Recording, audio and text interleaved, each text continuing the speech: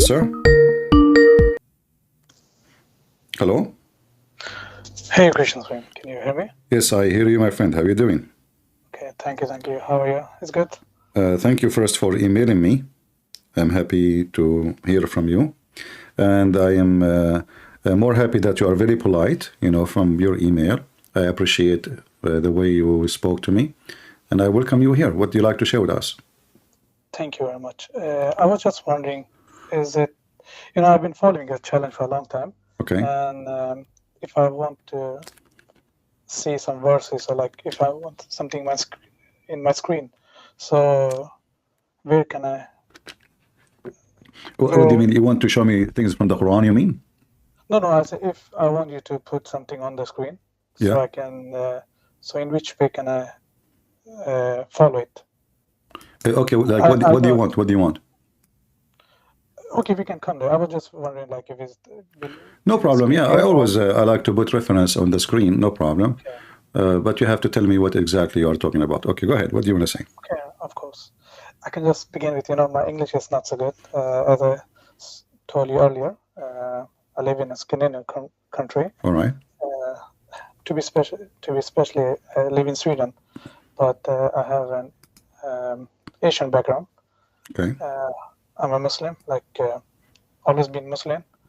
And lately, like before I come in contact to your channel, I've been listening lots of debates in speaker corners, and it's never my intention to prove someone wrong. It's for my own knowledge, because I've been reading Quran since I was a child with the translation, and there are as I follow these different debates, there are different types of questions come up, and as I follow you have also, and I don't find many people could answer. Okay. So I was wondering if it's better if I talk to you personally. Sure. Good. I'm happy to hear from you, and let's go straight to the questions, and so we can, get into the conversation in of course. deep. Yeah. Yes. I'm not really ready, but but I have some notes I have written for myself.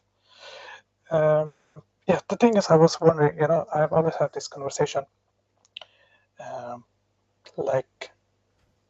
There are some verses in the Quran.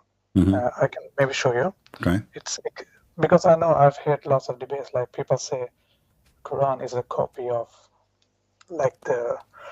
the books from before, and I have especially one verse I can just show you. Just for example, because I know there's a word. Just a second. Because I know you have been speaking about these words also before, but I will show you just a second. No problem.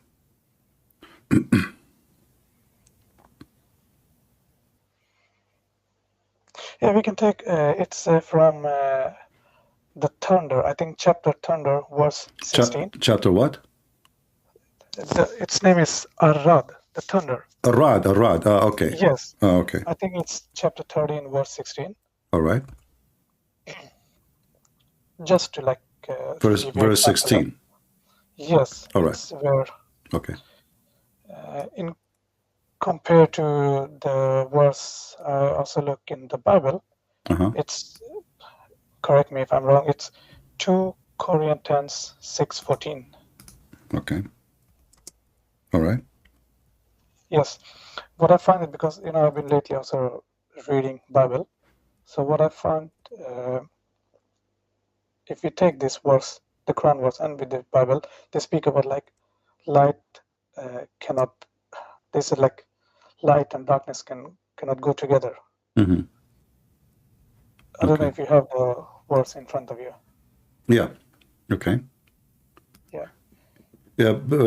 So here you notice that the Quran is copying from the Bible. You mean? No, I've heard this debate many times. Okay. I have heard this point. But okay. What my thought is, there cannot be. It's either how you see it, because you cannot either see it it's a copy, or you can either see it it's I will make it simple for you. Yeah. First of all, I can say, well, this is the same God repeating the same thing. So what a big deal, right? Okay, but this is not the case. Why? If we go to verse number 13, you will see that according to the Quran, the angel, the rod, is not a thunder. The rod is an angel. So the Quran is full of fictions. If you go and read the interpretation, any interpretation you wish, the thunder is an angel who glorify Allah, and he have a fire belt in his hand. So when he moved his right hand, they asked Muhammad, so what is the light we see? He said, this is when he moved his fire belt toward 70,000 angels in his right hand. What about the other light we see? He says, this is when he moved his fire belt to the other 70 in his left hand. So this is an angel. He's in charge of the thunder, and he drives the cloud from place to place. So here we notice that Islam is not just, copying. Islam is copying everything, including fiction stories. You know what I mean? So suddenly the thunder, if we go to interpretation now, and I will show it to you on the screen. You see my screen? Yes, I can see right. that. Yeah. Okay, I will go to 13:13, and we will read the interpretation. No, I think it was 13:16. The verse I was. Yeah, but I went just to show you that okay. It's not the same, because simply Muhammad, he copied from everybody. He copied fiction stories too. So here it says, if you read with me, this is Tafsir al-Jalalain. The thunder who is in charge of the cloud driving them, while he constantly proclaim his praise, that he says glory to Allah through his praise.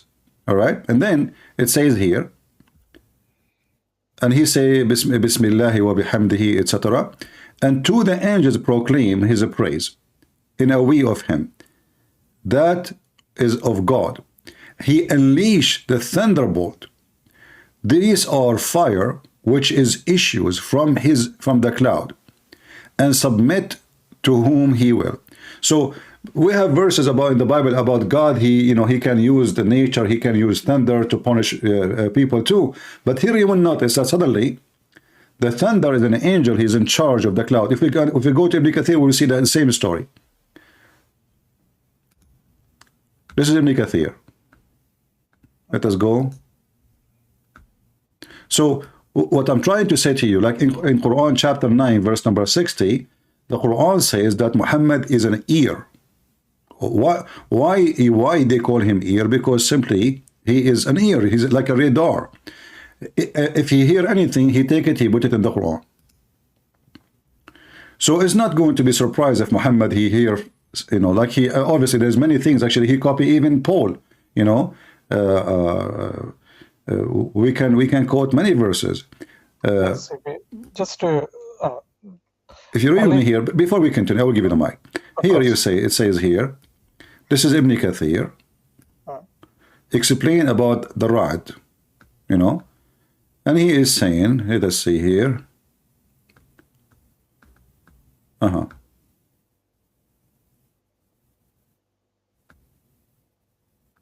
I hope they did not take it off, because Ibn Kathir in English is different from Ibn Kathir in Arabic. It says here,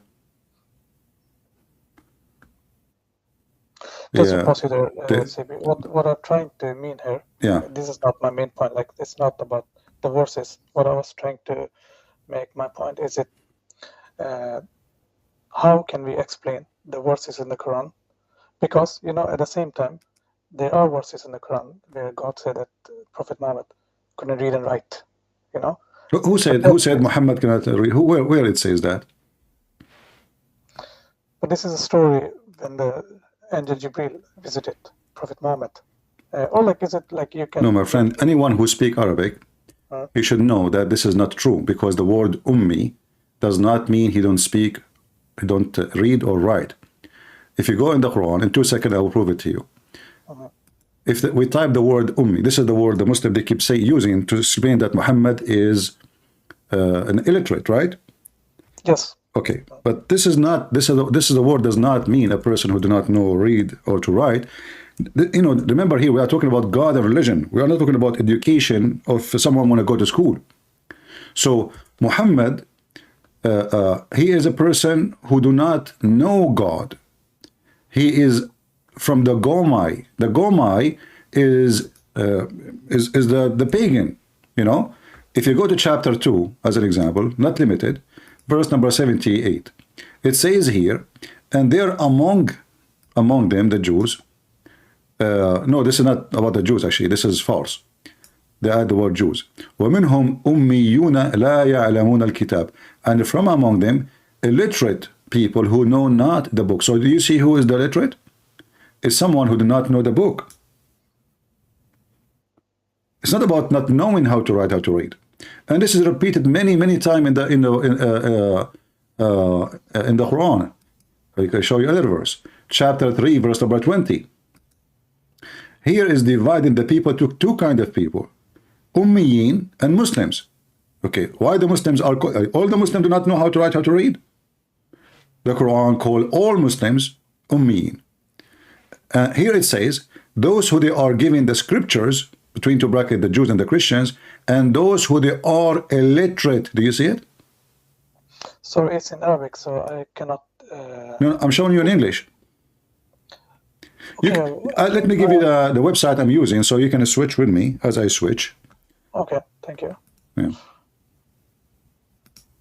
So the Muslims, sadly, they claim that they are the one who knows their religion, but in fact, we are the Christians who taught them their religion always. And this is why Muhammad, he refused to debate the monks who came to him from Najran. So here it says it clearly, if you open the verse, yeah. Those who they are illiterate, between two brackets, and this is a Muslim translation, remember, not mine, between two brackets, Arab pagans. So those who they are giving the books are not illiterate. But is it possible that all the Christians go to school at that time? That is impossible, you know. That is impossible. There's people who they are poor. There's no school actually, you know. I mean, the one who teach them usually at that time is a rabbi or a monk, the church. But no, there's no school. So the Quran divide the group of people into two.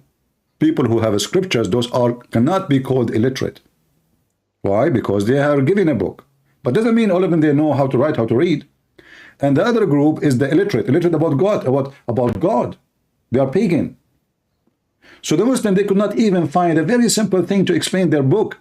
This is how I find Islam very awkward, and I wonder how in the world Islam is established and how the Muslim cannot see it. I mean, it's in front of you. It doesn't say that, or I'm making things up.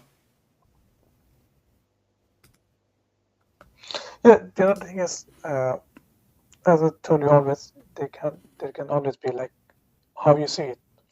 No. It's not about how you see it, my friend. We have to be clear here. This is how we see it, or this is how it is. It says the illiterate, who they are the pagan. So there's two groups. The people. Why the Quran is not calling the Christians and the Jews illiterate? Because they are not. They are not illiterate about God. They are people of the book. You cannot call someone he knew God and he have the book of God illiterate. So those who they are Gomai, those are the pagan, are the one who they are illiterate. And that is Muhammad. Let me show you another verse. I can show you tons of verses, not only that. Even Muhammad himself, he was sent as an illiterate, as a pagan, to the pagan. If you go to chapter 62, verse number 2, and let me give you the link so you can open it easy too, to make it easier for you to follow with me. Read with me. He it is who sent among the illiterate once messenger, Muhammad, from among themselves. So they are illiterate too. And he is illiterate. Do you see it? You know, I've as I told you, I've seen your, and I've seen many debates where you have been speaking about these verses. And I've been also like following that. People say like, if we follow it as it says, a people among from themselves, in that case, it will be someone who is illiterate to someone who is also illiterate. But there's no way all the Arab are illiterate. Illiterate here is about what? About illiterate who they are not having the book. Okay, I will give you another one. Does the Quran confirm that Muhammad is a pagan?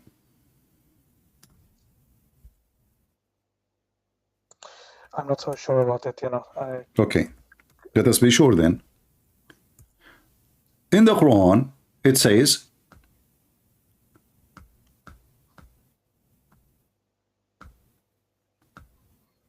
actually, I'm not sure what verse I will show you. I have tons of them, but I'm just trying to take a shortcut. Okay. If we go, just one question, CP, so as I can follow you. So if I understand you correct, so you mean in this case that this think about that Prophet Muhammad is illiterate, it's not true. Is that what you're trying to tell me so I can understand? Muhammad never was illiterate. Muhammad, he used to learn, and he learned how to write, how to read long before. Muhammad, he used to be a businessman working for Khadija, correct? And those who work in buying and selling, they have to calculate, they have to write down notes, because this is how trade work. You cannot be a person who go from place to place and you do not know how to write, how to read. People will laugh at you. People will fool you, will scam you. So in the Quran here, in chapter 93, it says, he found you lost, not as they say here, wandering, lost, and he gave you guidance. What was Muhammad lost? What does that mean if somebody is lost? Yeah, it can be in the meaning like lost from religion. Okay, but lost what? I mean, for sure not lost about finding his way in the street. So a person who follows the true God is not lost, correct? Yeah. All right. But we have more verses to confirm what we are going to talk about. There's more verses confirm that Muhammad, he have zero faith in the true God, as we see here in chapter 42, verse number 52. It says, Ma kunta tadri. Here we go. Do you know Arabic? No, you know. Okay, it's okay, no problem. But I'm just, because if you know Arabic, that will make it easier for me. So in verse number chapter 42, verse number 52, it says,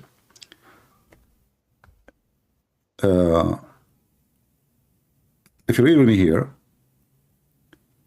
thou knows not before that what was revelation and what was faith. This is the Muslim translation. You change the translation, by the way, you will find a new, suddenly new Quran, because every Muslim translation is a fiction translation, trying to make the Quran look better. Different translation. It says here, you know not what is the book, nor what is faith. If I say to you, you have zero faith, you do not know what faith. What does that mean? Not only you do not know the book, you don't have faith. You do not know what faith.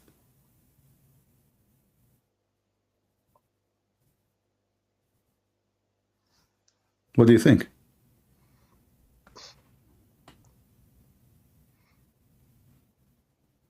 Of course, yeah. Another, actually, just to make it more simple about Muhammad, he knew how to write, to read. When Muhammad was dying, he asked them to bring him papers and pen, like, you know, the ink pen, you know, old days. When he was dying, he said to the Muslims, bring me a paper and a pen, I will write for you a book, so you will not ever be misled after this. How Muhammad asking them for pen and paper if you do not know how to write, how to read, and he want to write for them. And this is, let me show you the hadith.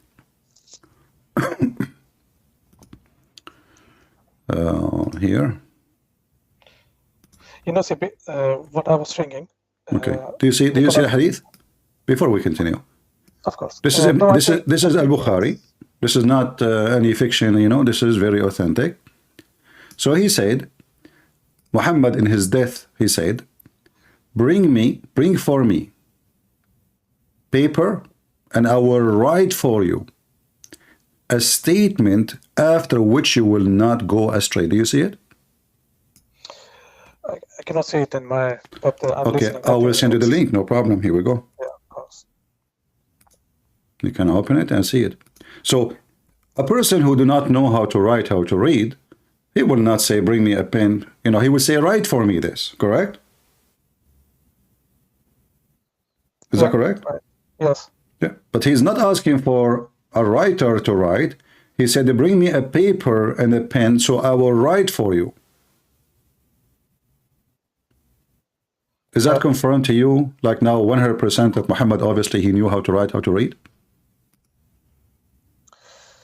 You know, as I see it right now, but you know, I'm the person I like to take my time. That's the reason why I'm calling you. But here I wanna take your attention for something very important. Do you see what happened in this hadith here? This is authentic, very, very much authentic. This is al-Bukhari. That means everything the Muslims have is a lie. Why? Because Muhammad claiming that this is what he will write is what will make them not to be misled. Correct? What he was going to write is what the Muslims they need so they will not be misled. So the whole Quran was a joke then. And then you will notice here that Umar ibn Khattab, he says, Hajar al-Rasul, which means he lost his mind. He's being stupid. And he said, we have the Quran and that's enough. We have the Quran, read carefully. You know?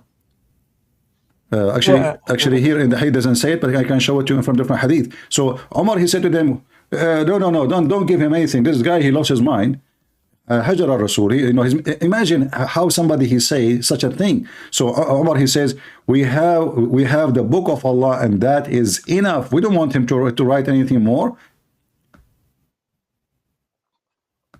All of those is authentic hadith.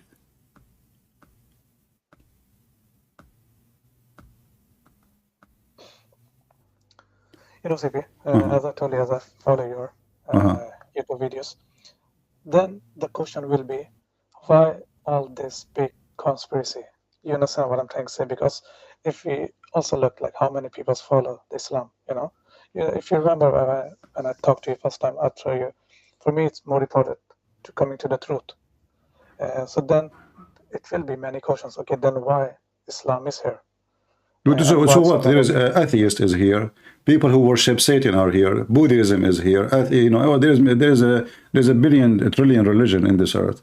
So what? Why evil? Why evil is here? Why Satan is here? Is Satan is here? Yeah, Satan is. Yeah. So everybody, you know, cockroaches are here. Worms are here. So this is what the struggle of a human being is about. Is about you follow the truth and the truth will set you free. And you have a freedom to choose. By the way, in Islam, you don't have freedom to choose because Muslims believe in destiny, which make Islam more stupid. Because if I have a destiny to believe in Islam, so what the point to convert to Islam? I did not convert because this is destiny. So Islam is backward in every aspect you can imagine. It's stupid, it's wrong, history wrong, science wrong, language wrong. The Quran full of mistakes in Arabic. And then they'd say to you, this is an amazing religion. But not for me. I find it very stupid, very silly. Same time, you know, like I'm asking you now about your logic. If this is what make a religion right, well, Christianity is the biggest belief in the world. Does that mean we are right and everybody wrong? That's because we are many? What is that? This is false. Because simply, upon the time, once Jesus have only 12 disciples, correct? Yes. So does that mean that Jesus at that time he was wrong because others believed they were way more? According to Muslim Muhammad himself, he have the first believer was his wife. So, yes. Okay, yes. Does that mean Muhammad was wrong at that time? And then when the number became bigger, he became right? So this is not a healthy logic. And speaking about Muhammad become his wife, she became the first believer as Muhammad he claimed. Do you know what happened? Sorry, I didn't hear you. The last part. Do you know what happened? Like how his wife she became she believed him that this is an angel who coming to Muhammad, Khadija. She did striptease to him. I've heard this debate when you have it. About, so here you see, I mean, this is stupid. I mean, what kind of a prophet? He himself do not know if he has seen an angel or not. And then the wife, she asked him to sit in the top of her right leg and then the left leg. and then she asked him to sit in the top of her in a sexual position, taking off her clothes, and then because the angel supposedly he cannot see the angel in the corner, she confirmed for him that this is an angel. Shouldn't Muhammad himself is a prophet of God receive the confirmation from God if this is an angel or not? His wife, who's his wife? If his wife was a pagan woman, then how his wife, she can tell him who's an angel, who's not?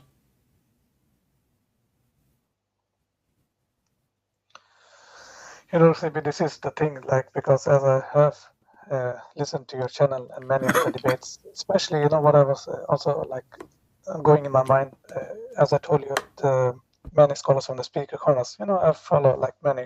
You have Brother Mansour, Brother Hashim, and I've never seen them. Those aren't scholars, those are potato. What scholar? They don't even dare to speak to me for a second.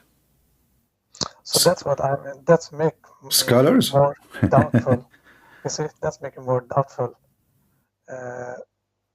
And that's the reason why we are talking here today. Okay. You know what? You know, it's hard I want to make it easier for you. Tell me what is holding you to stay as a Muslim. And let us see if I can convince you that you are wrong. So tell me why you are still a Muslim.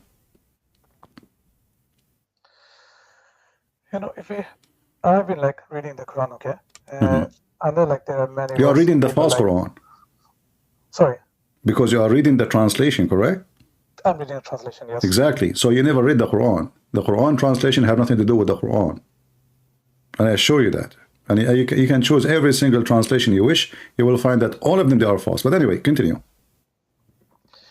You know, there's, yeah, so what I have found, because, you know, you know, it's very hard because, you know, if you're born into a Muslim, okay, it's most of the time it's not too easy to think this is not the right path, because you think automatically this is the right path. It's depend on how you, like how much deep you want to know. For me, I have always been interested like to learn about and listen to different debates. So until now, what I have read in the Quran, I've seen like many signs and many things. Give me one. Let us go one over one. Let us see if those signs you see is true. We can just take an example. If you know this, let me say, it's about the star, you know, the sound the stars make. The sun what? You know the star. What star? Make noise. There's a verse about... the stars make noise? Yeah, how the stars, it sounds. If you know the words, what I'm not sure about making noise. What do you mean? But let me search in Google, Prophet Google, about Muslim claiming something in the Quran. Make noise. Quran. The sound of the star. Miracles. Like, it's like a knocking door. If it's what? Okay, hold on. Let me. I'm looking for in Google to see where Muslim mention. Okay, knocking door. Okay. You are talking about An-Najm al-Tariq. Let us see. Yeah, al-Tariq. You see, here you see the deception. If you read every Islamic interpretation, do you see anything of what they are saying today? So how come the Arab who speak Arabic never mentioned this before? Now the Western, they discover something, we try to match it with the Quran. And that's what the Muslims try to do. You say to them, Big Bang. They say to you, we will find you the Big Bang in the Quran. You say, At-Tariq, they will say to you, oh, the Quran, speak about it, you know. At-Tariq, let us go. I will just show you how the Muslims, they fabricate answers always. Always.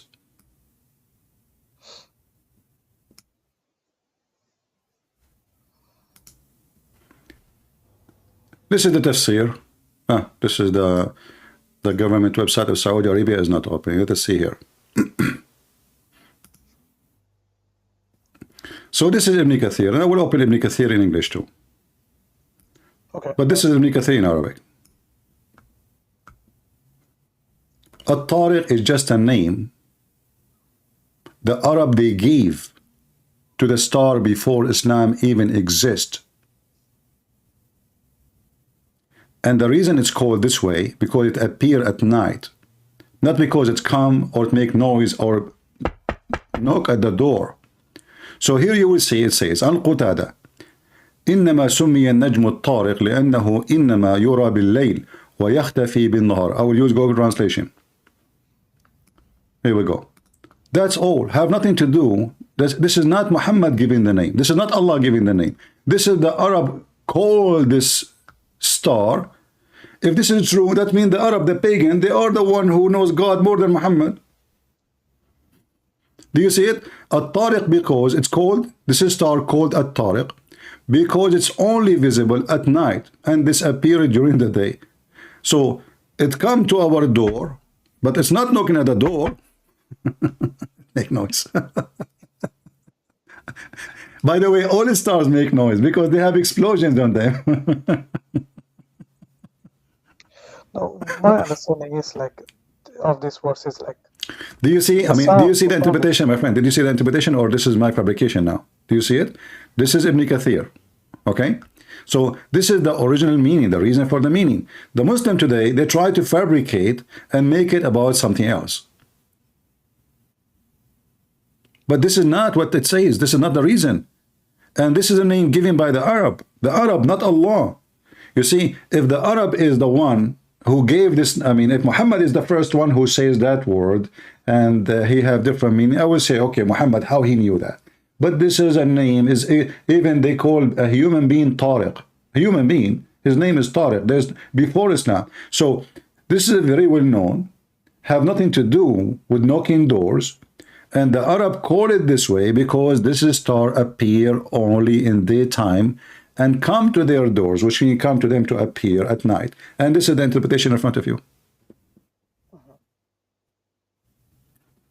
But here you notice, by the way, what kind of God he speak about this? What is the point? Nothing. Because if you read with me, Allah, he swear by such a star. How come the Muslim did not notice that this is a pagan swear? Why God, he swear by a star called At-Tariq? Why Allah swear by the heaven? Why Allah swear by the other star? The person. What's wrong with this God? Because God do not swear by something is less value than him if he swear. As an example, your God, he swear by the fig. Wattin was zaytun. So how come the Muslim did not notice something fishy here and something silly? When Allah, he swear by the heaven, does that mean we shall believe him now? What do you think? Like, does that make Allah more truthful when he swear by the heaven and the star? If I swear by my cat, if I have a cat or a dog, does that mean you have to believe me now that I'm truthful? Is that a star is so dear to Allah? Like, is it maybe the mother of Allah, maybe the nurse of Allah, maybe the sister of Allah? Well, why Allah swear by a star?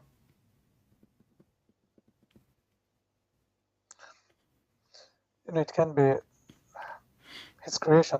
But the thing is, as I told you, this is not like in the details what I'm trying to say. My question is, my like, friend, our creation, Apple made the mouse, okay? So does that mean the maker of Apple, they swear by the mouse? Don't you think this is silly? So yeah, like we bring the one who started the company of Apple in the court. He have a problem. He want to prove that he is telling the truth. So he bring with him a mouse, and he say, I swear by this mouse. What is this? Well, you swear by your creation. Your creation is equal to nothing. It's your creation. A person, he swear by something like big in value. Big to whom? Isn't you Muslim? You say Allahu Akbar. What Akbar mean? The Muslim, they say Allah is a greater. So, which is false, by the way. Akbar does not mean greater. Akbar mean bigger. But we will go with that. So, how the greater swear by the less great? He is the greater. you see, CP, this type of questions, what I'm trying to say is I'm not suitable to answer because I'm not into, as you say, I'm not like. I'm not I'm a asking you, scholar. my friend. I'm not asking you to answer. I'm asking you to think with me. You see, I'm not expecting you to answer. But I'm expecting you, as an adult, mature, seeking the truth, to think. Why God wanna swear? Like imagine God, you know, that you are watching a movie about God who is so powerful, etc., and then he swear by the turtle. It can be a saying, you know, like if it can be a Okay, hold style on. of Just to show writing. you, You see, before you you see, continue, if you go with me little bit, you will see something very stupid. According to the Quran, it says here يخرج من بين خلق من ماء دافق يخرج من بين الصلب والترائب. According to the Quran, the same chapter, verse number 6 and 7, the sperm come from the man and the woman. The woman's sperm coming from her ribs, and the man's sperm coming from his backbone. But both are wrong. Do you really believe? I mean, do you need even to be genius to know? Do you really believe that women have a sperm and it's coming from their ribs? What do you think? no, I have listened it before, and that's the thing, because there is the reason why I need to understand, and people normally don't knowledge these things. That's the reason, like because I have been also in contact with some Muslims, and you never get to these things, and the reason is also you never get to ask like this kind of question, because you are not, how you say it, like you're not really in details when you just come to the Quran. It can be also wrong, because No, as you told hold me, on. You see, focus with me. Focus with me for a second, please. Listen, as long we mention the chapter, can we mention other verses in the chapter? How come the Muslim they saw the chapter is speaking about the star is called a tariq, which is funny, but how come they did not see that the same chapter is speaking about a woman, she have a sperm coming from her ribs, and the man have a sperm coming from his backbone? How come they see something, they did not see the rest? Because the rest is stupid. This one, we can fool people with it. Read with me. This is Ibn Kathir. Do you see the screen? yeah, Okay. I'm looking at Ibn Kathir, he is explaining the verse. So you will see it's not my statement about the sperm of the women. By the way, women, they are lying to us. They claim that they have breast, but those are not the breast. Those are breast testicles. Because obviously they have a sperm according to Allah, and coming from there. At-tara'ib is not only the ribs, it is the top. You see where like, you know, if you put your finger between your two ribs meet in the top, right away in the top, like next to your neck, you know what I mean? There's like a hole. The women, their hole here is deeper, right? This is tara'ib. So according to the Quran, read carefully. He created you from gushing forth, meaning sexual fluid that comes out, burst forth from the man and the woman. Human being created from sexual fluid coming from the man and the women. Not the man only, the women see have sexual fluid, which will make the baby. And thus the child is produced from both of them by the permission of Allah, for sure, by permission of Allah. Are you kidding me? And then, meaning the backbones of the man and the ribs of the women. Do you see it? Let me zoom in. How come the Muslims, and you are one of them, you notice what you claim to be a miracle science in the Quran, but you did not see how silly the Quran about tons of things? I mean, this is so obvious, so clear. How come nobody see it? and that's the question why I'm also asking you. No, this is not a question you're asking me. This is a question you're asking yourself. Why the Muslims, they don't see? Simply because they hide anything will make Muhammad look stupid and the Quran look dummy. And we try to find something, we manipulate the language to make it fit with science. But in reality, the second we read the Quran carefully, we'll find that the science will die laughing at the Quran. And yes, by the way, people don't agreeing with me that women, they have a breast testicles. My friend, what are you talking about? Allah says so, must mean Allah made true. Listen, how Allah, he knew that women, they have sperm coming from their ribs. This is amazing. But imagine, my friend, if it's true, like if science discover that really women, they have semen coming from their ribs, the Muslim will go crazy. They will make millions of videos about it. But now, because this is very silly and very stupid, and obviously it's wrong, the Muslim, they bury it. It's the same chapter, it's just 2 verses after. They saw those verses, the 2 verses are before it, they don't see the verses after. which is horrible?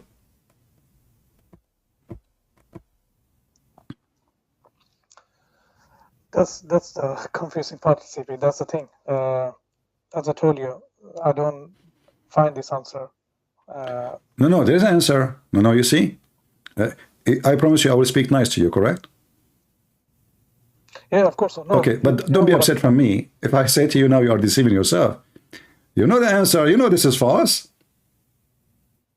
Are you really saying to me that you do not know that women, they have no sperm? Never have a sperm? Since when women have a sperm? Who is the scientist who said women have a sperm? No, that's not what I'm trying to mean. I mean, of course, but I would like to have explanation from a Muslim. This is a Muslim. This is a Bikathiyah. How they... My friend, today Muslims, they fabricate. You see what happened? What happened? You see, if the Muslims closer to, let us say, if Peter, who was next to Jesus, he gave me a wrong explanation to what Jesus said, do you think I am, who came 2,000 years after, can I do better explanation? The one who witnessed the teacher, he was in the classroom, he did not get it right, and the one who came 10,000 years after, he got it right. So here, those are the one more close to Islam and more close in age. You know, like we can go to Al-Qurtubi, Al-Tabari. We can confirm that from the Hadith itself. Sorry. If we go in the Hadith, is it possible that Muhammad himself, he got the interpretation wrong? No way, you know.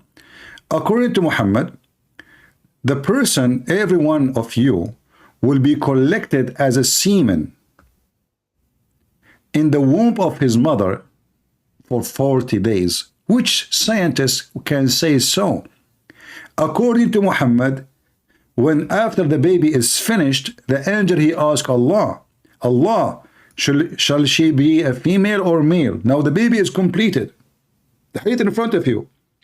It says here, when a drop of semen remain in the womb for 40, Muhammad, look, Muhammad is he's so honest. He's not sure, like 40, 45 days, night. The angel come and say, oh my Lord, good or evil. So you see the destiny here? This is another form of stupidity.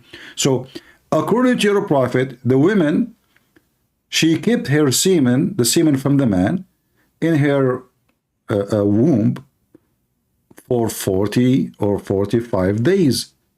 According to science, semen can live maximum 5 to 6 days. So which one is saying the truth? And this is authentic. This is very authentic. So if I want to keep saying to myself, well, I'm looking for answer, the answer in front of you, Muhammad making things up. There's no way. Okay, who is the one who taught Muhammad this information? Did he go to school? You told me that Muhammad did not know how to write, how to read, correct? Yes. So where he received this information? From the angel, correct? As I say, this is hard to answer, as I told you. No, it's not hard. You are, you know, I'm just being honest with you. You are afraid. You are afraid. No, it's not hard. You are afraid to say I agree with you. This is stupid. You are just afraid. It's not about hard answer. No. You know the answer already. You know that this is false. No, I'm not saying it's not true. But what I'm telling you, when you have, because if I'm grown up in the religion, it's hard for me to caution it over a day. Like I can have some thoughts, but it's hard for me to accept it. As I told you, I need to have my time. I'm not asking you to leave Islam in a 2 seconds. I'm saying, do you agree this is wrong or not? Yes, from the explanation, what I've seen here. No, not explanation. You read it. I want you to read it, not me. Okay, is it wrong or right, according to your understanding? It's wrong. Okay, so I do not. That's it. So Islam is wrong. This is the most authentic. This is the Quran. This is the Hadith. So what we can do more? So this is going to be from God. You are out of Islam already. As long as this is wrong, well, this is wrong. You mentioned to me the star. Okay, is the sun is a star? Is it? Sorry, CP. Once again, I didn't hear you, the last part. You mentioned to me the star when you mentioned chapter 86. Is it, but I'm saying to you, is the sun is a star? The sun is a star, yes. Okay. So when the Quran says that Zulqarnain, he found the sun set in a murky water, and the Muslim, they try to cover up what the Quran is saying. What do you think about that? I've heard the explanation. They are speaking about like if you are in the beach and if you see the sun is going down. So I like what you just said. Where is the beach in the verse? that's the explanation what I have heard. No. You see, who care? They are liars. Do you see the word beach? It says spring. Have you ever heard of a spring have a beach? No. Okay. So where the sun set?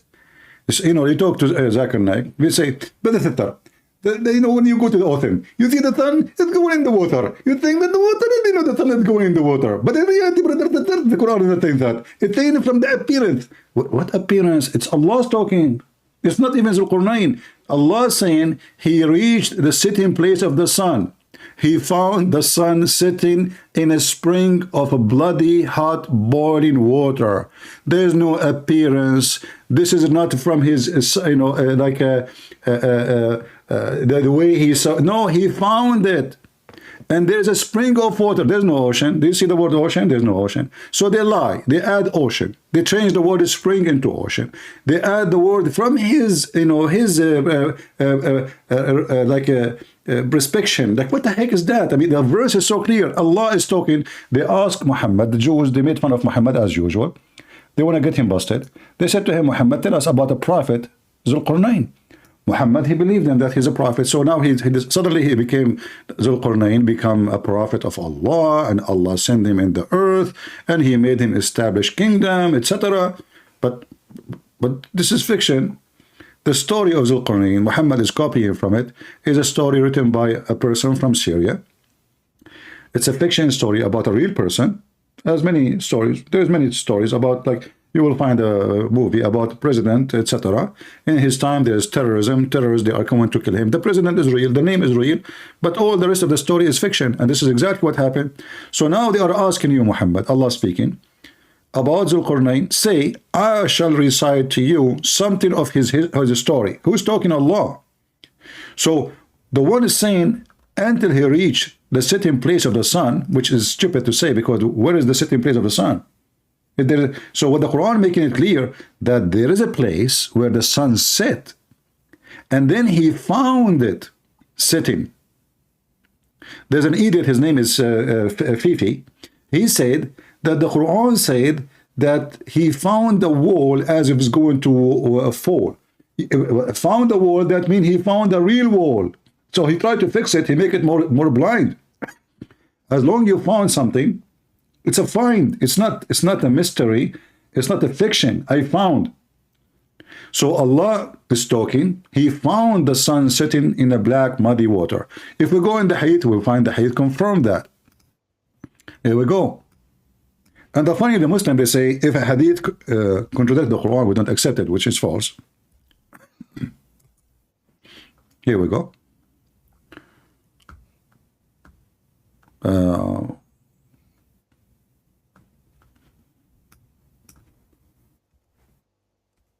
This is Muhammad explaining where the sun set. Can Muhammad, do Muhammad know, or can he explain the Quran better than the Muslims, or the Muslims can, you know, I don't know why the website. Okay, it is now. All right. Let us see. Here we go. This is an authentic hadith, sahih in chain. There's nothing wrong with it. I was sitting behind the Messenger of Allah, who was riding a donkey, while the sun was setting. He asked, do you know where this set? I replied, Allah and his apostle know best. He said, it's set in a spring of boiling water, not warm. Translation is false. This is Muhammad. So you say to me, you heard the translation or interpretation for it. And all of them, as you said, its appearance, from his perspective, correct? But as you see, Muhammad, he's confirming now, this is not nothing to do with the Quran now, no more. He is telling him where it goes.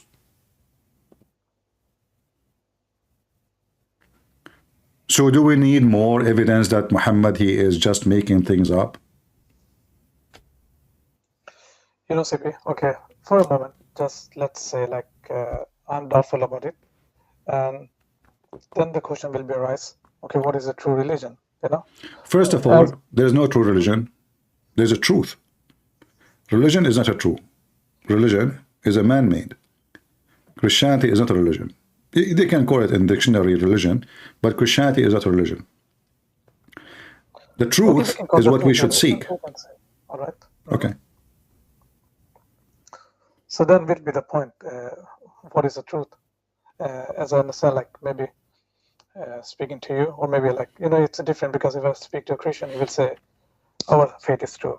If I speak to someone else, he will going on answer the same. Very normal. Then we have, yeah, very normal. But you know, at the end of the day, it is your mind and your soul together. They have to work together, and you come to the truth, which you think it is the truth. You think, not necessarily true. So, in Christianity,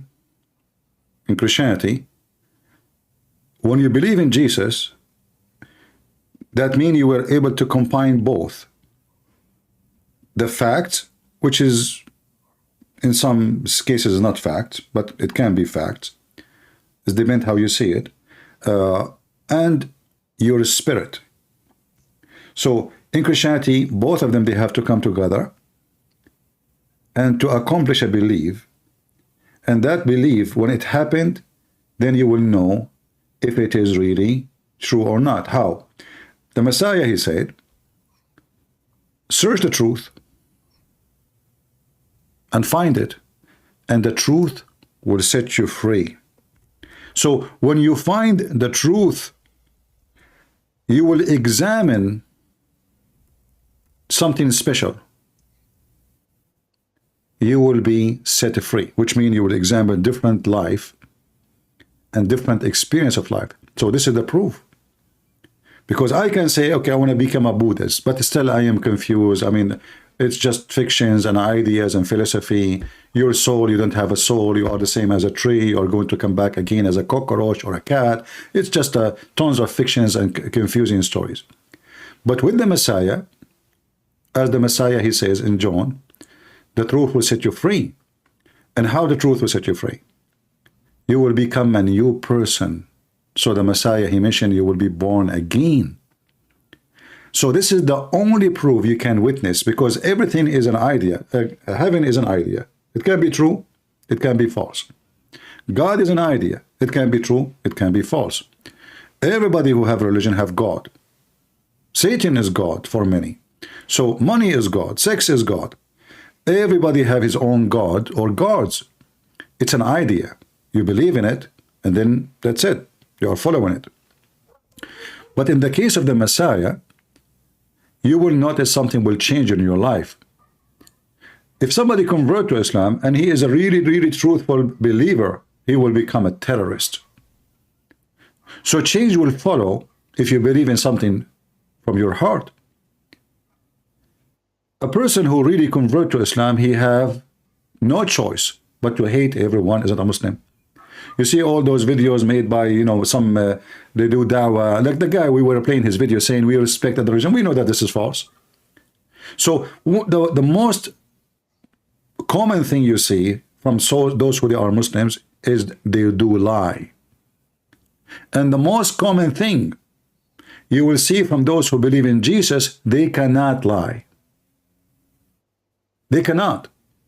So when you see somebody saying you cannot lie and you belong to me, the father of all lies is the devil.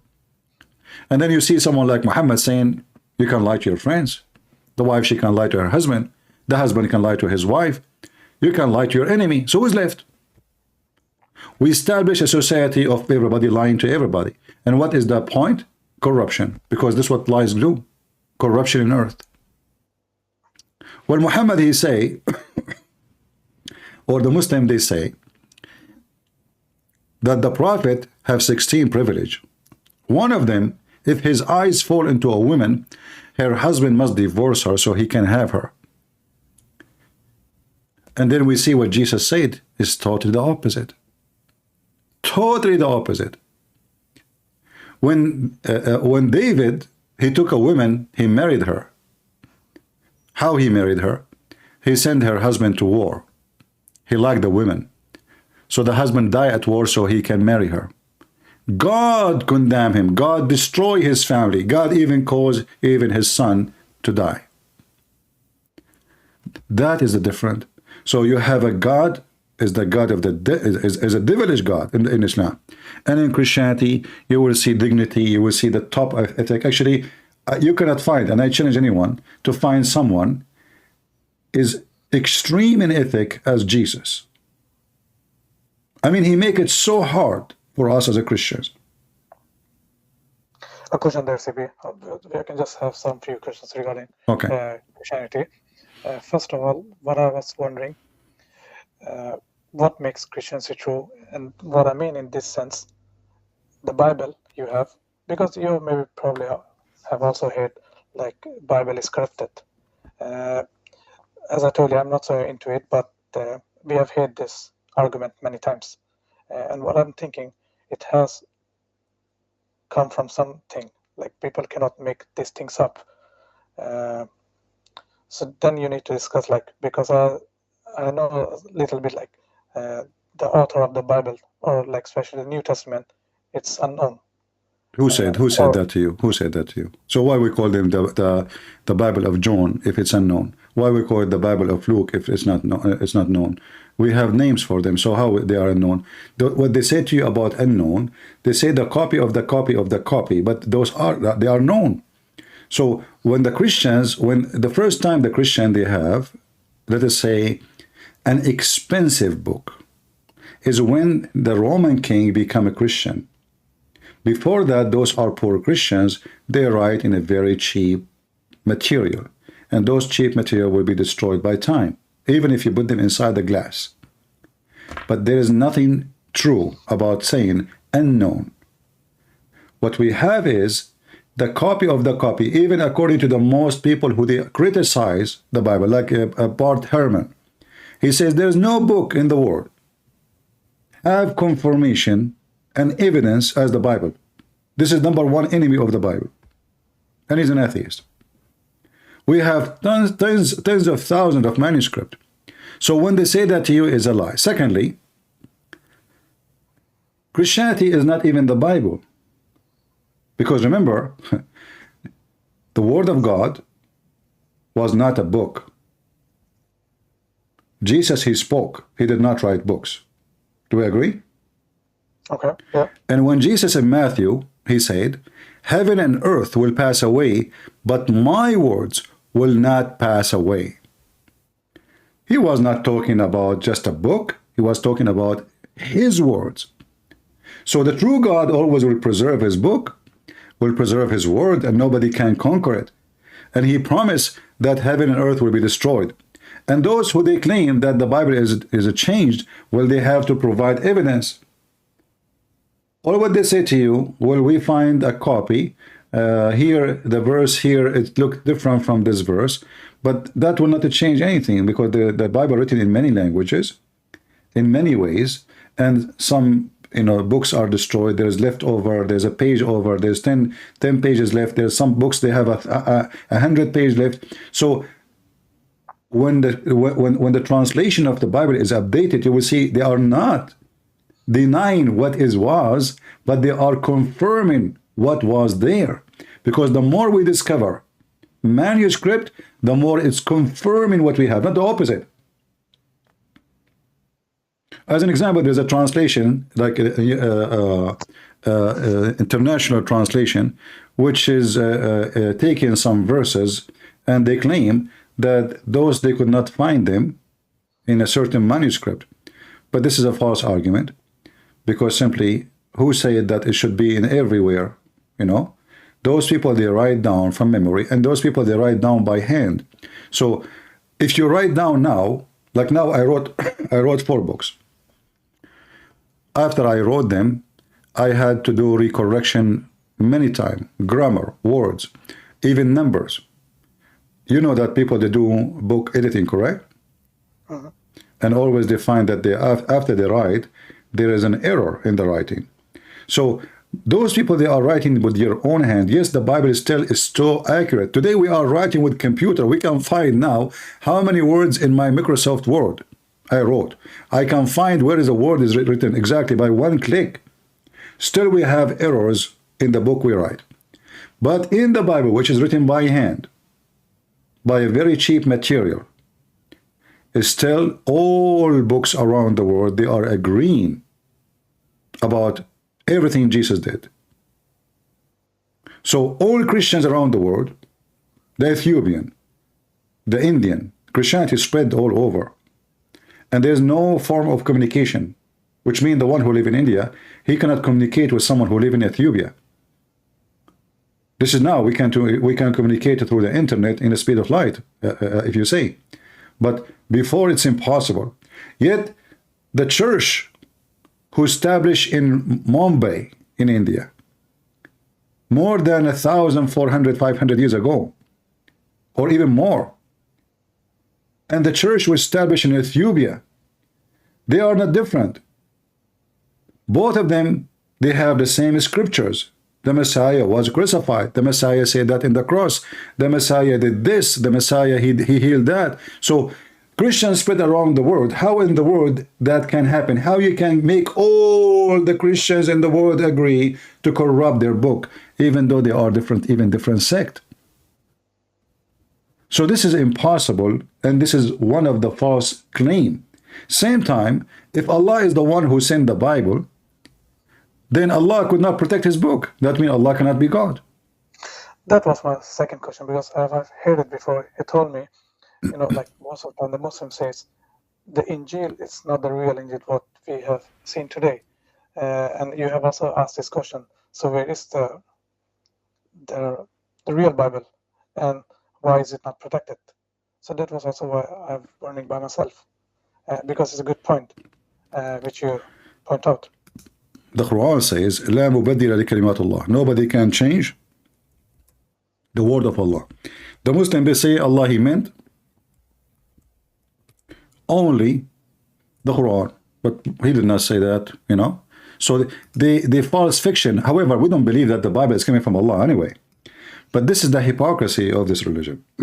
When they want, nobody can change the word of Allah, and that is the Quran. But why God would not let all his book corrupted and keep only one? Is he stupid? Is he mental?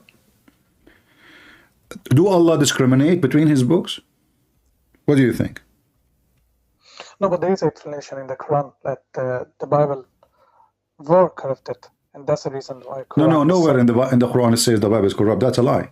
In fact, the Quran says the Bible is not corrupt. If you go in the Quran, you see, not only the Quran saying nobody can change the word of Allah, as an example, chapter 6, verse number 34, chapter 6, 115, etc. You will find the Quran saying clearly that when Muhammad he came, he confirmed what is with us now.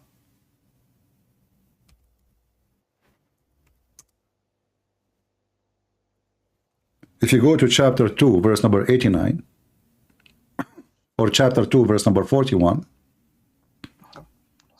confirming what is with them, not was, confirming now, chapter 2, verse number 41.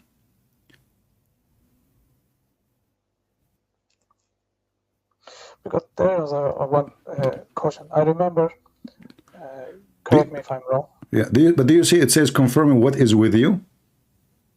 Yes, that was, I have a point there. If you take back it, like, because I know there's a verse in the Bible which says after Jesus there will be no prophets. So what I'm saying, if Jesus is what? There will be no prophets after Jesus. No. Or the prophets will be, there will be a false prophet. So that's my question. Like, if we Muslims says the Bible is the word of God, and if the writing is there that there will be no more prophets, so why is there one more prophet I don't know if you get my My friend, first of all, you see, I get your point. But first of all, who said that Muhammad is a prophet? A prophet is someone who prophesies, and his prophecy, they come to be true. All the prophecy of Muhammad became false. As an example, we were talking before you called me. I don't know if you heard me. Muhammad, he said, لِيُوشِكْنَا Isa, the Messiah, the son of Maryam, will come down between you very soon. But this is 1400 years ago. Muhammad, he said, this child will not grow old before the judgment day come. And never happened. Nothing happened. And this is 1400 years ago. Every prophecy, you will see that the Muslims, when they say the prophecy of Muhammad come true. As an example, Muhammad, he prophesied that the Constantinia will be conquered. Muhammad, he said, you will conquer, speaking to the Arab, not the Turkish. You, in fact, Muhammad, he says, never fight the Turkish as long as they don't fight you. Muhammad never thought they will become Muslims. Muhammad, he believed that the Turkish are Gog and Magog. They are evil. So when Muhammad, he says something, Muhammad, he was making a speech before he go to attack Tabuk. And he said, you will conquer Constantinople. He was encouraging his men. They went there, they come back empty-handed. They could not do it. And then when it happened, 1,000, 2,000 years after, we say, see, here we go. The prophet, he says, you will conquer the Constantinople. We did. You did not. It was the Turkish who is the enemy of the Arab. So the Muslim, they manipulate the statement of Muhammad. Muhammad, he was encouraging to go and fight. He says, attack the Roman and get the blondie girls. Yeah, I've seen that verse. But the thing is, the main question is, as I asked in the beginning, so why Islam, you see? What's the benefit? Like, why, for example, like, what is the benefit, like, Prophet Muhammad get from all of this? The benefit is Muhammad, he want to make himself a prophet, and he is not there. He cannot be. He cannot be. First of all, the Bible make it clear. There's two conditions of false prophet. First, if you prophesy in the name of other God, in this case Allah. Second, if you prophesy and his prophecy come to be false. So Muhammad did both. In the Quran, there's other condition, which is the stupid Muhammad agree upon. As an example, if you remember, Allah, he put conditions in the Jews. Do you know what the condition? If you can just show me the verse, it will be. So Allah, he put conditions on the Jews. That they should not believe any prophet unless he gives sacrifice, and then Allah, he will send a fire to consume it. Chapter 3, verse 183. Sorry, chapter 3, 181? 183. 183.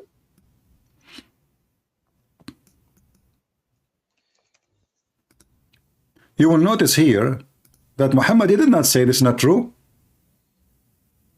He agreed. Okay, so why they will believe in him? If Allah himself, he put a condition, read carefully. Those Jews who said, verily Allah has taken our promise, an oath, not to believe in any messenger unless he bring an offering which the fire from heaven shall devour. Say, verily there has come to you messengers before me with the clear signs, but you did not believe in them. No? If Allah, he told them this is the sign. But this is not the test, you see. No, this is the test. Hold on, Muhammad agree with it. No, hold on. Did Muhammad agree, or he said it's not true? He agree.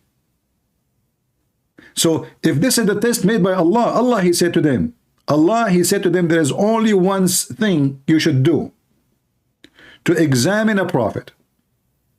You ask him to give a sacrifice, and then to show you that I send this guy, I will send a fire from heaven, the same as God, he sent to the fire to Abraham. When Allah, supposedly, he took the story from the Bible, when Abraham, instead of sacrificing his son, Isaac, He gave, God, he provided. The Quran says that Allah provided dhabhan azim, which means a great sacrifice. Allah, he sent the fire to consume it. This is the same. So Allah making a statement saying, you shall not accept anyone to be a messenger unless he do this. So why Muhammad don't do it if this is what Allah he asked them as a condition?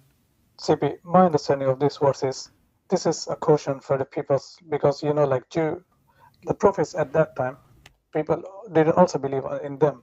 So this verse, what I understand, is saying that they were prophets with signs, and you still didn't believe in them. Doesn't matter. So doesn't matter. If Allah told me that the prophet who will come to you Jews, you shall not believe him unless he do this, then you should do it. Just do it. What the problem is it? But he did, right? No. You see, he did not. He did not. And Allah did not send fire because he knew. I mean, what he will lose if Allah will. If this is what they expose them, bring a sacrifice, make a miracle, let a fire come from the sky, and then all those Jews will get busted. So what he will lose? Sacrificing a sheep. Sacrifice a sheep and let everybody see that you are a messenger of God. But he refused because he have zero miracles. So Muhammad did not say to them, oh no, this is true. This is not true. Allah did not give you this condition. No, he agreed. He said to them in the top of that, before me messengers, they come to you with the clear signs. Okay, give your signs.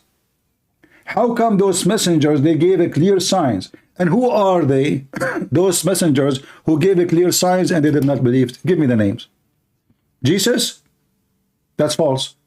Because all the followers of Jesus, they were Jews. All the followers of Jesus. None of them is not a Jew. So if you say the Jews refused, that's a lie. If you say the Jews refused the miracle of Jesus, this is a lie. The Bible confirmed how many, a lot of people believe, and they were amazed of the sign of Jesus. So here is just an excuse. Muhammad, he cannot prove to them that he is sent by God, he claimed. It's very easy. Slaughter a sheep, make offering to, you know, how come Allah is ready to send the fire in the story of, you know, the story of the children of Adam? Yeah. Okay. You mean the, yeah. Yeah. In the story of Adam, the kids, they want to have sex with their sister.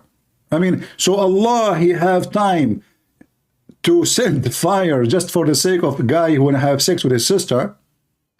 And they give sacrifice in chapter 5, verse number 27. Very funny story.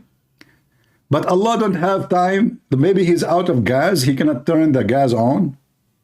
Maybe his matches are not there. So as long as you made the condition is to send the fire, we'll send the fire. Do it. Get them busted. Did Jesus say to the Jews, oh, there is messengers before me, they made a sign, I will not give you any more signs? Or Jesus was a miracle machine. Wherever he go, he is doing miracles. This type, I need to have more time to, because I haven't read the Bible. I can only speak for myself, what I've seen in the Quran. And the points which I have, I was not really prepared. The verses I would like to talk to you. But as I told you, I've seen your many lives and I've seen the questions you have. And I still don't find those answers from what I hope from others, scholars. As I mentioned, from the people from the Speaker's Corner. And I don't understand why. My friends, speaker corners, they are not scholars, they are potatoes. They are a bunch of dummy making business. No, and that's why they don't dare to talk to me. People don't debate you because I see a lot of them, the people who you are in debate with, like, I don't find it so fruitful, you see, because it's more of denial. It's more like I want to win. But for me, it's more important, like, to accept if something is wrong and like to see the truth. Yeah. So that's what I'm missing from the debates. And I'm here trying to help you. You see, I'm not against you as a person. I understand your struggle. But as you see, if Allah, he gave, I mean, this is very simple to understand. If Allah, he gave them a condition, says, hey, listen, Jews, don't accept any messenger unless he do this. So what is their fault? It's like, you know, your mother, you are a kid. She said to you, hey, honey, mom, don't open the door to any stranger unless he tell you this word. That word is specifically. So he will not open the door, correct? So here actually the verse here proving that the Jews are not bad people, they are just obeying to God, and they are saying, okay, hold on, we are not refusing you. We did not. Do what God, he told us to do. That's it. All what you need to do, bring a sheep, slaughter the sheep in the name of Allah. And then Allah will send the fire, and then everybody in town will witness amazing miracle, how fire come from heaven, consuming the sheep, and then everybody will praise God. I mean, is it possible that all the Jews, nobody will believe? Don't you think this is the story here is stupid? You know, don't you see that somebody, like the Muslim, they go in the street having a conversation with the guy, after 10 minutes he became a Muslim? Is that true? You saw the videos, right? I've seen some couple of okay, videos, yes. So how about fire come from heaven in front of your eyes? Is it possible that all the Jews witnessing, not even one will believe? Do it. He cannot do it. And the Quran confirmed that Muhammad has 0 miracles. This is why if you type the word ayah, you will find that all of them about what? Muhammad, he don't have any ayah. He don't have any sign.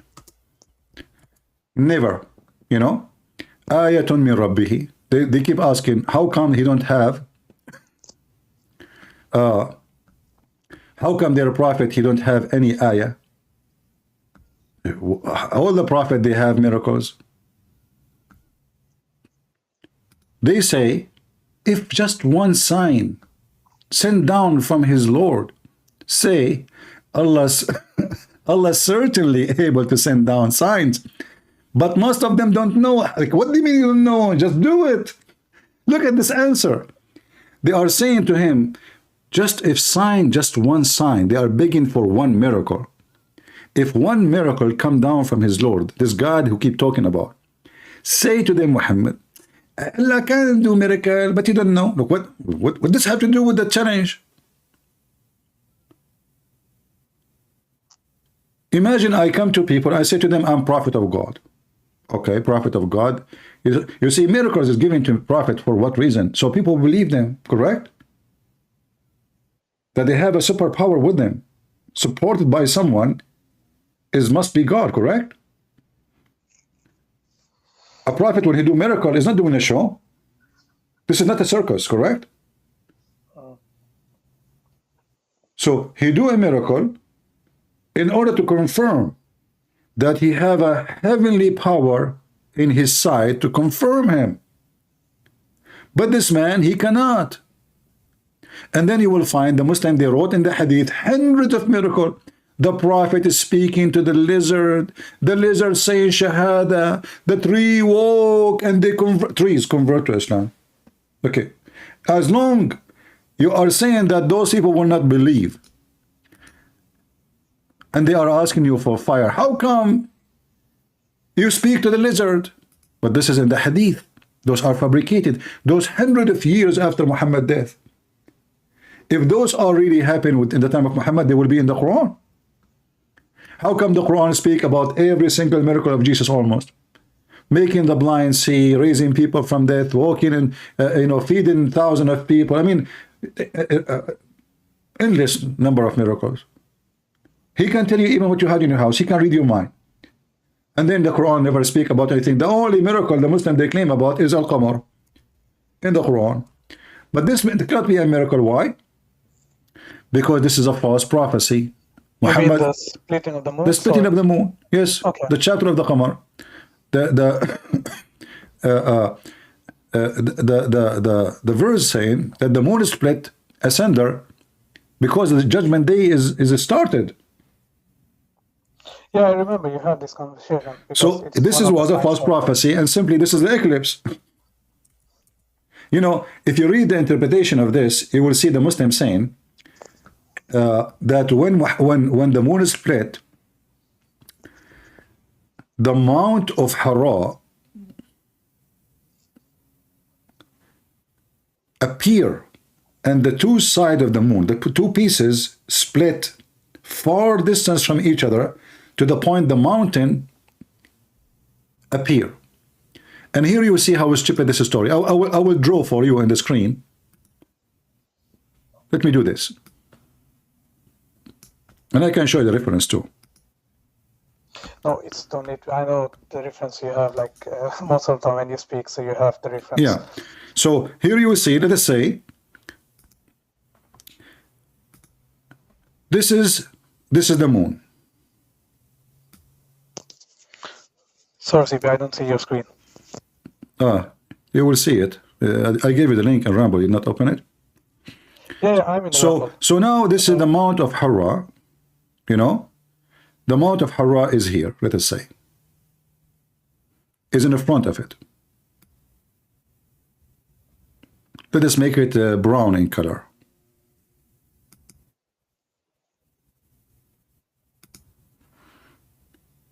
And use thick pen. So this is the mountain. And the mountain is covering the moon, actually, you know. The moon is behind. So we cannot see the moon.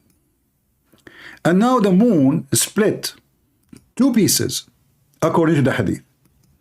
So there's a piece here, and they went so far from each other to the point we can see the moon, even though the moon is behind the mountain.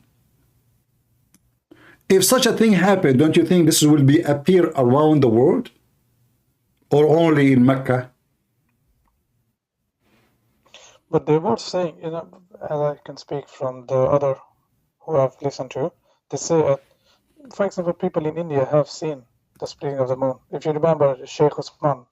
That's what Uthman. Go give me the you know, my friend. First of all, people of India, they cannot see splitting of the moon.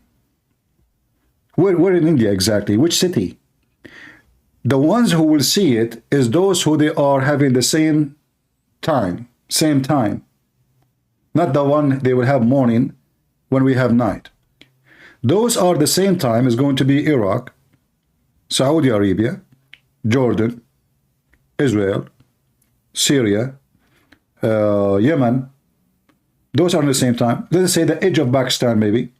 But when somebody say that somebody saw this, that means the whole world at that time, whoever in that territory, in the same time, at night time, they saw such a thing. There's no history report of any such a thing. There's for sure eclipse, but this does not split the moon. Here we see, it says in the hadith that the mountain appear, and the two pieces, the two moon, the moon become two moons, not a crack. And they are separated to the point the mountain become between them. And this guy, Sheikh Uthman, this is a big fat liar. You would take a statement from Uthman? Uthman, the one who says that there is many Messiah in Islam? Uthman, he the one who brought a book. They challenged him about the book of Uthman. He bought a book from the library. It says the book of Uthman. And then he brought it to the park, and there's the stupid, when he went there, they told him open the page. You will see it says in the same book, it says this cannot be the Quran of Uthman. The same book in his hand. This is the guy this is the guy. Okay, hold on. No, I've seen your debate with him. I know one time when he was calling you, which I found, because finally there was someone who I could answer your question, I see, but he couldn't. Yeah, I didn't find it very okay, good. You know what? Uthman will help you with something. If you remember, in one of the videos, and I play in my intro every time I go live sometime, he said that Muhammad, he was a pagan and he do not know what Jibreel is. Did you hear it? I don't remember that. Here we go. I will play it for you. But I don't know if you will be able to hear me. I will play it in Ramble. But I mean, again, he doesn't know who Gabriel is, right? Because he didn't come from an Abrahamic faith. He said he did not know what Abraham is because he did not come from Abrahamic faith. Did Uthman refer? Was he saying that? Yeah, it's in front of us on the screen. I just played.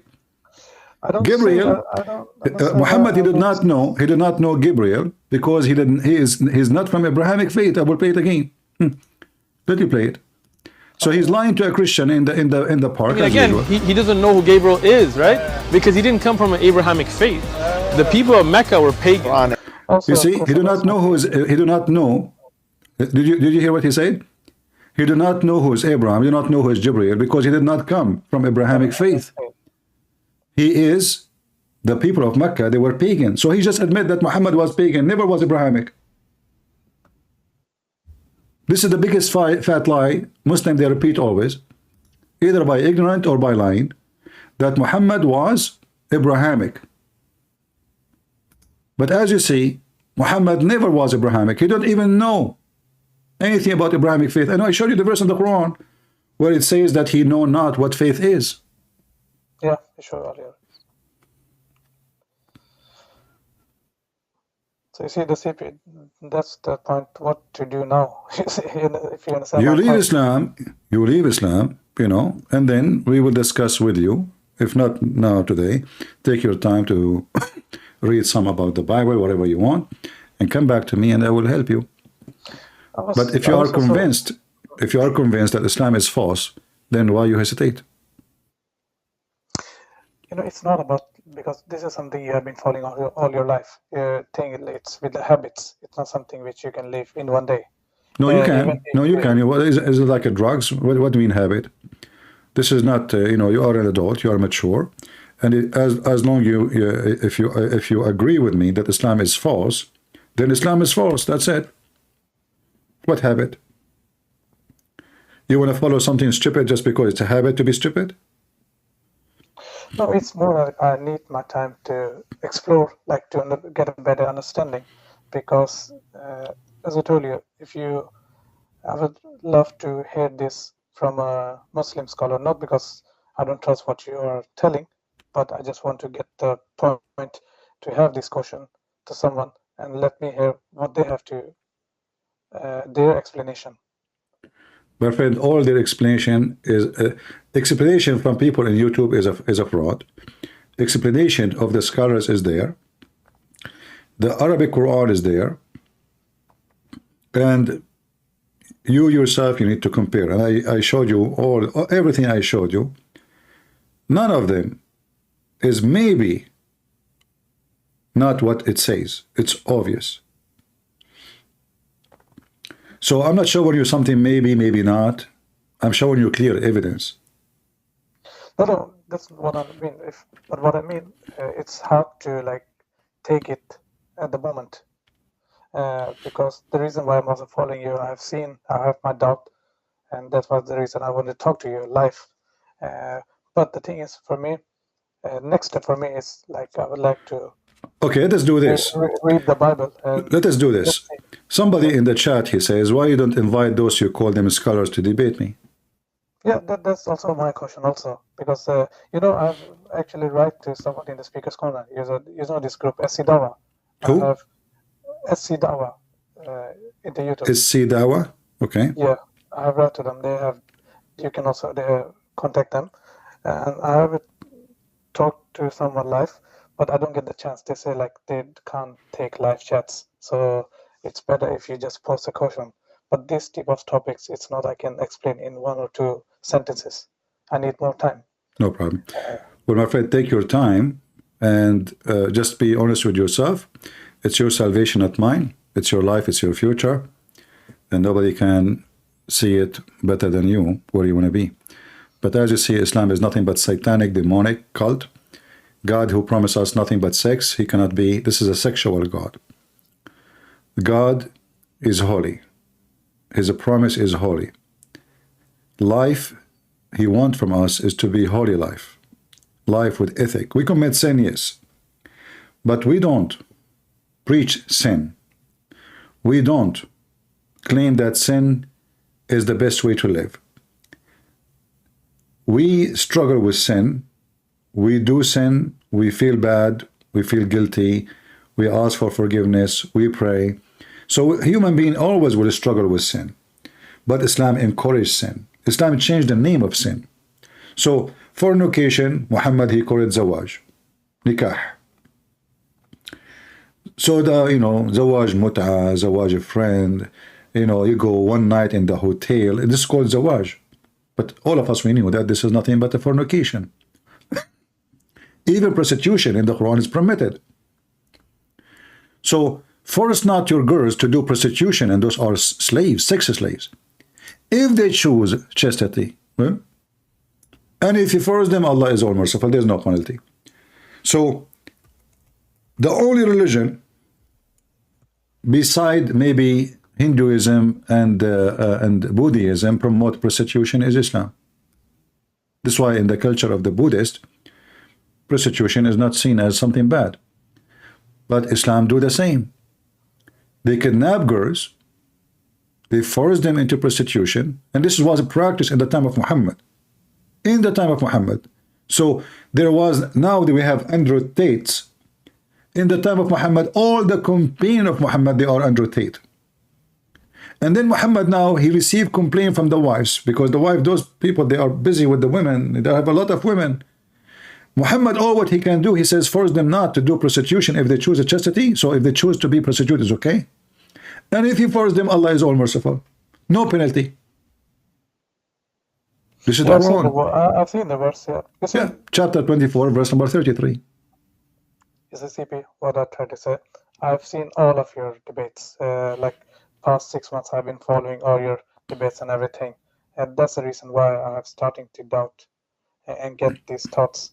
But what I will do next, I will try to read the Bible, and let's see if I have some question there, and that it will be I think it will be more fruitful discussion where I can have chance like ask something. But I appreciate very much for you calling me, and well, I'm happy to speak to you, and I hope I keep my promise with you. I spoke to you. I hope I wasn't rude with you. Was I? No. I know how you are with others. So all right.